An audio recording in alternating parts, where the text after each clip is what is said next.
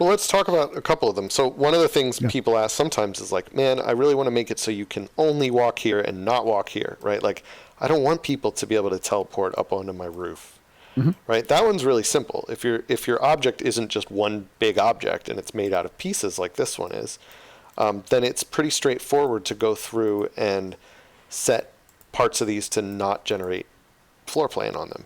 I could go through each one of these pieces and find the ones that I don't want to generate floor plan on. By the way, you may hear me or Dom use the term floor plan and nav mesh interchangeably. Yeah. They're really the same thing. We just called Floor it plan is kind of just the term we've used in Spoke, just to be a little bit less technical about it, and also kind totally. of to encompass the whole idea rather than the individual pieces. Um, So here it but is. I have this selected and I can choose. See, this is set to be walkable, which we do by default for these pieces because we didn't want people to have to think about it. But sometimes you want to turn it off. Now, if I and it's actually a good idea to turn it off for anything. Even if you're not really having problems, it'll speed up the export time, and also prevent you from running into issues. Like sometimes I've seen people have problems where it'll go to export and it'll run out of memory or something like that, because it's too big. And especially really often they'll large have scenes, right, they'll have their skybox set to walkable or something like that, for example. And so then it's making this entire thing a nav mesh, and it has to like waste a whole bunch of time and memory and stuff, trying to figure out where you can walk on the sky. And obviously you just shouldn't be able to walk on the sky, so you should turn that off. And because we turn it on by default, people run into that, which is not great. But like turning it off on anything that doesn't need to be turned on for is useful. Yeah, and bear in mind, you might be asking, like, what about all these little beams? Should I turn it off?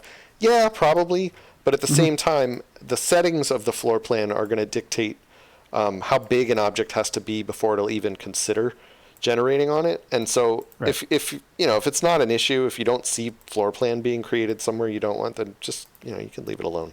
It's not a huge deal. Unless you, like Dom said, you start running into memory problems and stuff. So I'm going to go back to the floor plan now. Here's what it was. In order to see the changes, I have to hit regenerate. And now it should not. I think I got all the roof pieces off.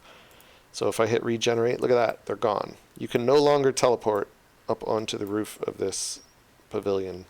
And you may have wanted that, and maybe you want to leave like one panel of the roof still as a secret cool teleport area or something like that. But yeah, you have true. full control over. Yeah, that's actually kind of in the spirit of our grab bag today of tips. You can actually set a piece of mesh. Like for example, I could grab a piece of mesh like this floor block here, and I could duplicate it.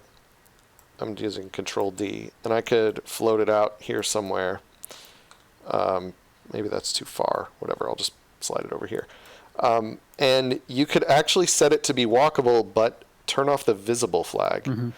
Floor plan will still generate on that block, and only you will know about it, unless somebody is moving their teleporter around and trying to find secret areas. But anyway.